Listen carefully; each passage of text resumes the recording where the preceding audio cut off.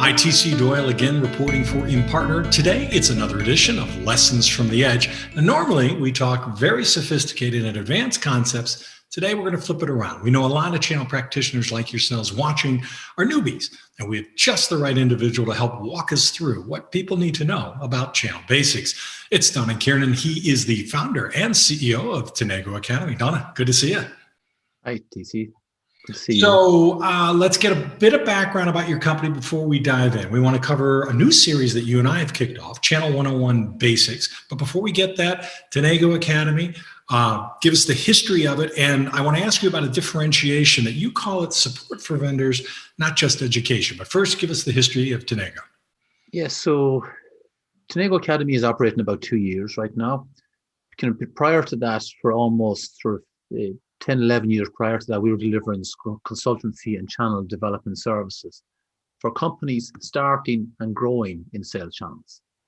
So as you mentioned, more of that sort of that 101, that early stage on the journeys. So what we do is, yes, we enable tech companies to build their partner programs and sell their products globally. So in that, why do we not call it education? Because we don't focus on educating an individual or training an individual, even though our material definitely does that, but it's more about enabling the company and the people in the company that's going to make that difference. So the online recorded material can be done by 1, 2, or 3 people, but there's offline exercises that's done within the company, and then the advisory sessions, group or individual, are helping them apply that program immediately to whatever's priorities for their business immediately. Now, you work with a lot of early stage software companies that are just at the very beginning of creating their programs. What's typically the biggest mistake you see, either in terms of conceptualization, structure, or just implementation? What's the big mistake companies make? Yes, so one thing, just slighting on that, it's companies at the early stages of their partner programs still could be well established on a direct sales. So the typical challenges they come across is, well, look, they make assumptions on what type of partners they want to sell their products, and they forget about how little value they might bring to sort of this ideal global partner is going to take over and sell their product globally. They sort of forget the partner fit aspect of these things. So, and that's a big problem. And in many cases, they're out there, they're looking for people who can introduce them to the right people within these large global companies, relationships. They think relationships is everything to get started. And they put too much effort on the relationships with the wrong people. Your initial program is 12 lessons. And funny, when I first, and I've taken the bulk of them, and I'm going to complete all 12. But when I first looked at them, they seemed logically out of order. And I'm like, I don't know if this is right. But then I started to take them and I get immersed in it. And now I start to see the brilliance behind the logic. So walk through how you structured the 12 individual lessons. There are many, many areas that they haven't thought about that could hinder their partner program and how they're operating in a direct fashion. And then that's very important in setting up kind of to getting them moving forward. So the 12 modules, it takes them on a journey. And as you imagine, right, there are many areas that are overlapping. And that journey, firstly, is sort of the guiding policies, the principles of aligning the business with the partner program. The second module is all about sort of the quick wins and reviewing if they have initial partners and what way it's going to shape kind of, and how to move forward. The third one is very important, and it's very intensive. I think you've gone through that one, right? It is very intensive. There's much offline exercise. It's really helping companies understand what type of partners make sense. Number 4, partner proposition. So one of the early mistakes, people think it's all about the revenue share. Let's just quote that revenue share straight out there, and they think that's everything. And as I always say, that's probably number 3 or 4 on the list. So that's the partner proposition. And then we're moving into, as I scan up my list, is the partner agreements and negotiations. Fair enough. Okay, so a lot of different modules. If you tune in and you take the class, one thing that hits you over the head over and over is your mantra that a vendor has to develop a credible value proposition. And yet you see time and again, so many people screw this up. Talk about why that is so important and how people get it wrong so consistently. Yeah. What's the motivator for a partner that's going to engage in the first place? The motivator for them to work with you every day to sell your product. And it encompasses so many things about, I mean, yes, your customer proposition is in there. Kind of fit, the alignment with the business model, the partner fit is in there. Kind of, yes, the revenue share and how they're going to make money, kind of from a services point of view. And sometimes it's not a revenue share on the product. It's really how it enables the partner to achieve their goals. But the partner proposition, from a vendor's point of view, they have to think about how they're going to make their partner's business better. Give them more about what they really want. Develop them as a business as opposed to, yeah, you can just sell our product. One of the things that I found particularly interesting, and I've been writing about channels for 30 plus years, was your insistence that a vendor think in terms of the capabilities that it will need in the marketplace. And that may be divided by a number of different partners, different partner types. Talk to that a little bit, because I found that very interesting and compelling. Yeah, so yeah, the two sides in finding the right partner is, first thing, that they have the right capabilities.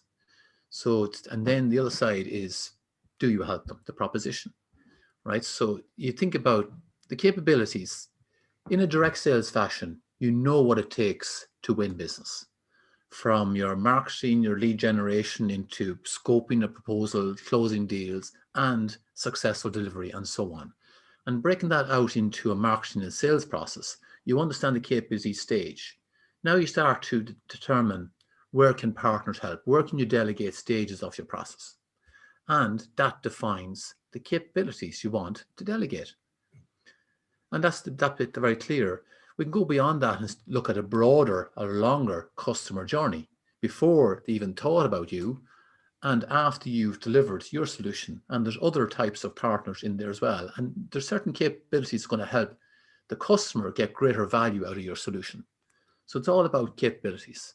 Time and again, we hear the Goldilocks syndrome in managing channels. I have not enough partners, too many partners. This feels just right. When vendor companies come to you and ask for your support, how do you help them determine the size that their channel needs to be? Yeah, the simple generic answer is, what's enough partners to meet market demand? Right. So when you've been into a market, you appoint one partner to start with, or do you look for 5 partners in a particular marketplace? If you're partnering to give the partner opportunity, you want them to have enough market and not sort of be competing with each other too much, because you want them to be committed in generating market for your business. So it's really got to do with the capacity and the demand that can be driven in the marketplace. And in many cases, you might appoint a one partner with a view of what volume of business they're going to do. And you can assess, based on actual performance, whether you want to add more partners in that marketplace, or kind of define kind of what each partner is going to do and achieve in the marketplace. All right. Here's the extra bonus question for you. It's late night. We're at the bar, Yeah. we're at a conference. Maybe I'm having a whiskey and lemonade. But I look at you and I say, hey, I am failing. I am screwing up. I am trying hard. Give me a piece of advice. What's actionable advice for someone in that desperate straits that you could help? The 3 pillars of partner success, we always put it down to: partner proposition, partner fit, and enablement. And I think many companies fall short on the enablement piece. So they assume, we signed you, Mr. Partner, so therefore it's your job to go sell and deliver our product, and ignoring what capabilities they do or don't have. And I think sort of it is really the core question late night in the bar is, if your partners aren't delivering, so is it their fault or yours, right? So you want to get a motive that time of night, right? You want to ask the core question: how much are you helping them? Are they able to do what you expected them? Or are you just assuming and then it's their fault? So to act more like partners and figure out where you help, as opposed to blame. Another one that you get a lot, and one of the things that I do like about your academy is you provide the score sheets that help a practitioner, especially a newbie, transfer knowledge and turn channel management into not an art, but a science. But the question then does come up: is this an art or is this a science? Yeah. There's the one thing I say, there's best practice exists because every business is the same. but expertise exists because every business is different.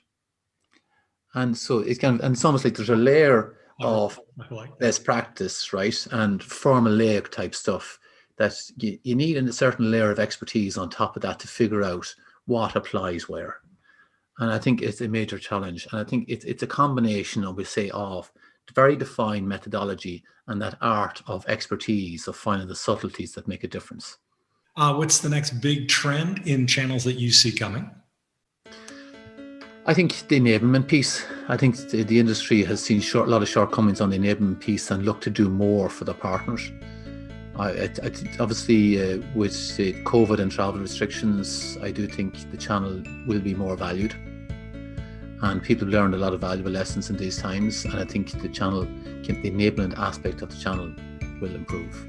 Excellent. Well, we've been chatting Channels 101 in particular, with Donagh Kiernan. Donagh is the founder and CEO of Tenego Academy. Donagh, thanks so much for the time. TC, thank you very much. It's great to talk to another member of the Channel Chief Advisory Board here at Impartner. This is TC Doyle. You've been watching another edition of Lessons from the Edge. Thanks for tuning in.